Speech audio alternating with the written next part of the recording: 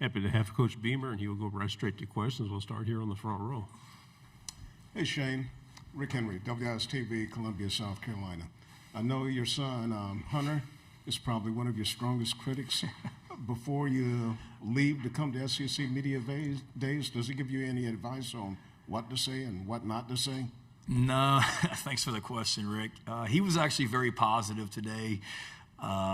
He had some friends over to the house this morning when I left. He just came in there and told me that I would do great and he would be watching. So that's probably the most supportive thing he's told me. He's had some pretty hardcore cut right to the chase comments this summer, talking about the upcoming season and last season as well. But today I was proud of him, and he was certainly very supportive. Third row on the left, and then pass it over your shoulder. Go ahead.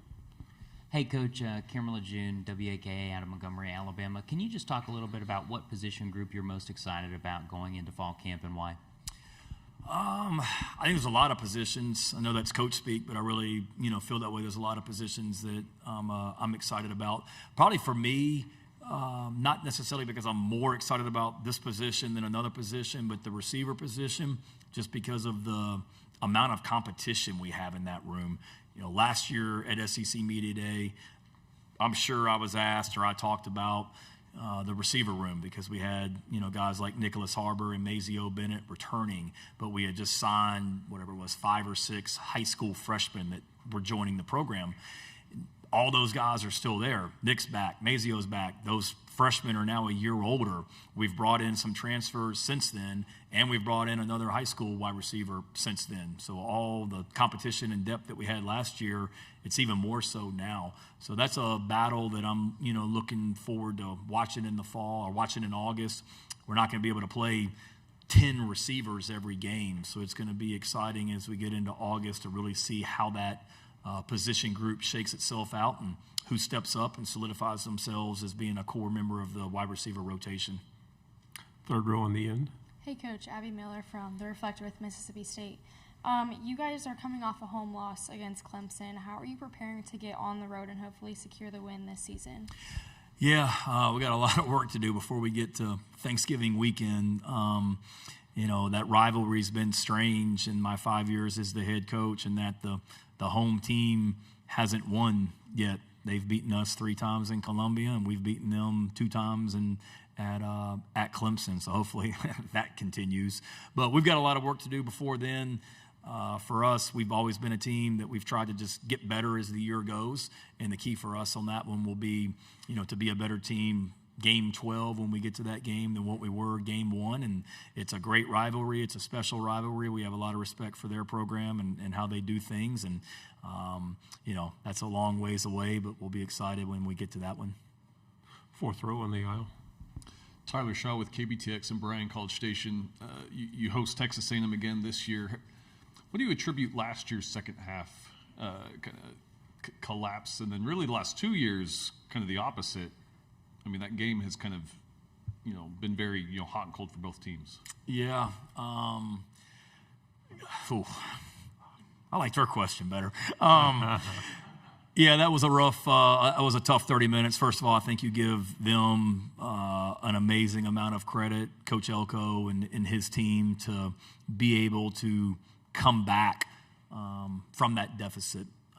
But you're right. You look at the second half of the game in 2024, where we really pulled away in the second half. You look at the second half of 2025, where they pulled away and made the plays. That was, I think you look at everything. You give them credit, absolutely.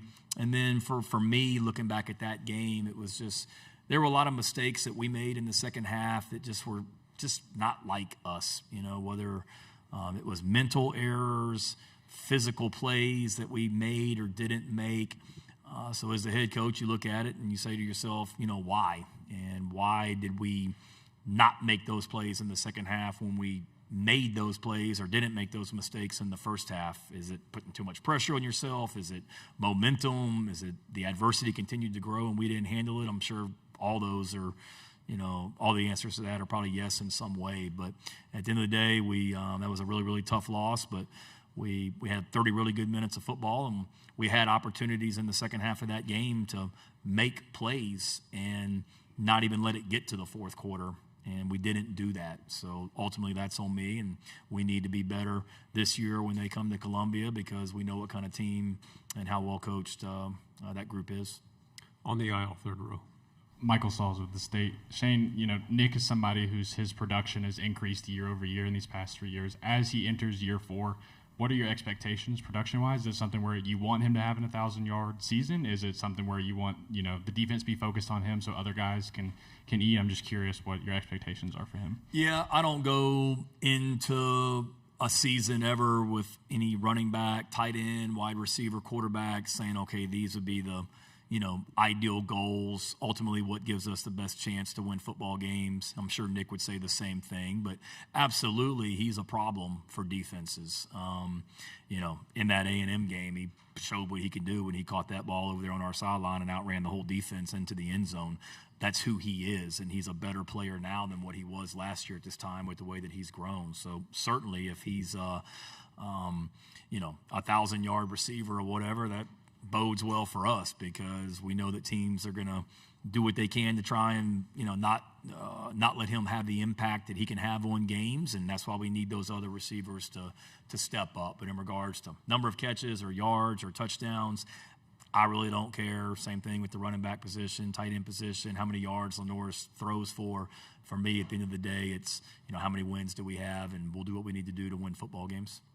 Back row on the left. Hey, Shane. Ethan Westerman, Arkansas Democrat-Gazette. You play at Arkansas in November, and the last time you were there, Kendall Briles was on the opposite sideline. Just what do you remember about facing him and Rocket Sanders that game, and did memories of that game have any bearing on that hire you made?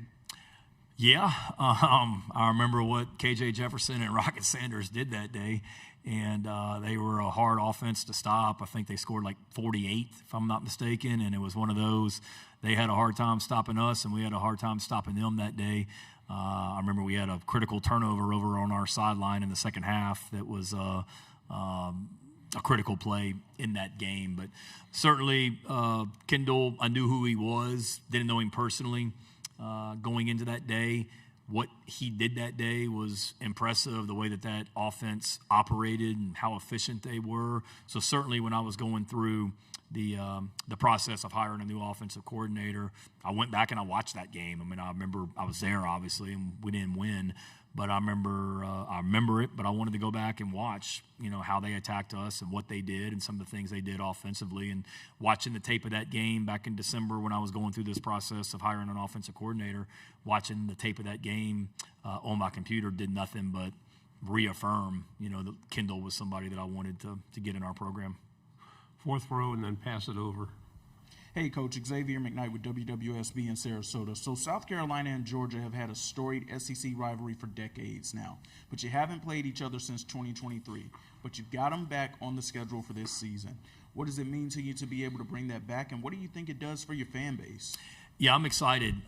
There's so many awesome venues and opponents that we play in the SEC, so we're grateful to be able to compete against every team in this league. But certainly you want to be able to play for your fans, especially the team that's right down the road, and it's whatever it is, 2-hour, 45-minute drive or whatever it is to Athens from Columbia, and it makes too much sense for the fans not to play that game. I know how important that game is. It's not necessarily a rivalry game, if you will, as far as I know how they feel about the Florida game and the Auburn game, and I know how we feel about the Clemson game. But when you talk about geographically right across the river, it's a big deal in Augusta, Georgia. I know a lot of Gamecocks in the state of Georgia. I know a lot of Bulldogs in the state of South Carolina.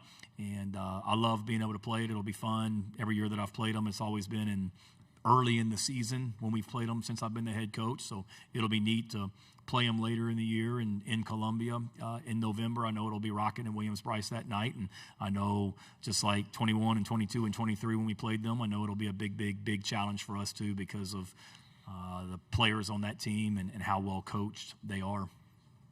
Fourth row on the right. Coach Ryan Bardo, Auburn Undercover. Welcome to Tampa, Coach. I lived 7 years in the state of South Carolina, recruited that state the last 8 years on the college side. Can you talk about the priority of in-state recruiting for your program and the insane hit rate for kids out of South Carolina, especially on the defensive line and at wide receiver? Yeah, good to see you too, Ryan. It'll always start there, going back to, you knew me when I was an assistant coach at South Carolina, and when I was an assistant coach at South Carolina, it always started with the the high school recruiting in South Carolina.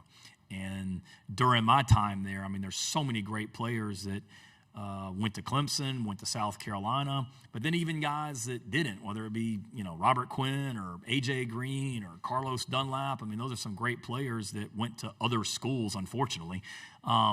So I know how important football is in the state of South Carolina. I know how well coached those players are. I know what high school football means to the state of South Carolina. So when I came back as the head coach, that was priority 1A for me, was to make sure that we keep the best players in South Carolina, and more importantly, coming to Columbia. And when I first got hired in December of 2020, we had a lot of ground to catch up. There's no question about it. There were some guys that were committed to other schools that we were behind on and we weren't going to get, but we really started attacking those guys in 2020 when I got hired, the guys that were freshmen, sophomores, and juniors in high school, really developing relationships with those guys, and it paid off as a lot of them have come to South Carolina. So it'll always start there for us.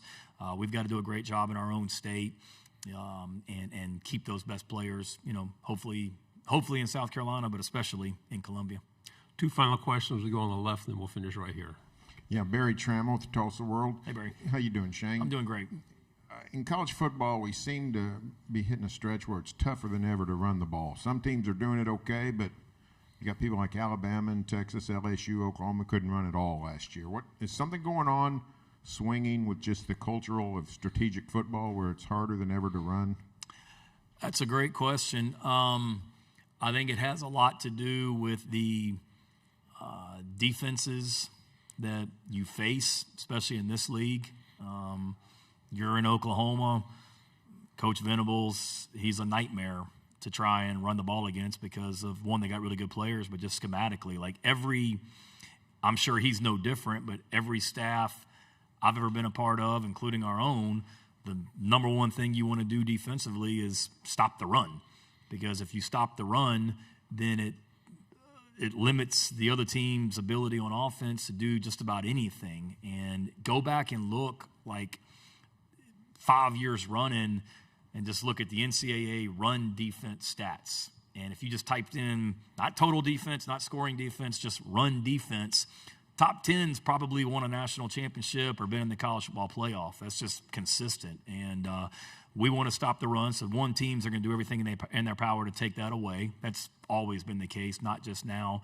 And then beyond that, I don't know. I really haven't thought about it from that standpoint. I think there continues to be the proliferation, I think that's the right word, of 7-on-7 and teams throwing the ball all over the place in high school. Frankly, there's a lot of, I don't know how many kids grow up dreaming of being offensive linemen. So every school in America is looking for great offensive linemen from that standpoint to be able to run the ball and protect it up front. And then you just got to make, a commitment to it. It's hard. You look at the NFL, it's hard to run the ball in the NFL. And to me, it's just more the development of defenses and how big and fast and physical, more so than ever, and fast those defenses that teams play in college football are facing each and every week. Final question. Shane, you brought two of your offensive stars here to media days, the guys who get the headlines and accolades, and then a defensive player who's maybe has been in the shadows somewhat. Yeah. Why is it important to bring a guy like that to this event? Yeah, I spent a lot of time, and I'm sure every coach does, Rick, on who I'm going to bring here, because it's a big deal, who you bring here. And I want to make sure that I got the people that are getting up in front of the media and talking on television, that they're the right people and embody the right things. And there's a lot of guys in Columbia that I didn't bring today that, to me, are very worthy of being here. But in regards to Peyton Williams, he's just a guy that is Mr. Dependable, and he does everything right all the time, on and off the field. He he's, believe it or not, the longest tenured player in our program. So nobody has been on our team longer. So I looked at it more like, how could I not bring Peyton Williams? He's a multi-year starter. He does everything right, and nobody has been a part of our program longer than he has. And so that's the main thing for me. He's a senior. He's a veteran, and he's done a lot of really good things for us on and off the field since I've been the head coach at South Carolina. Thank you, Coach. Great job, like always. Thank you, guys.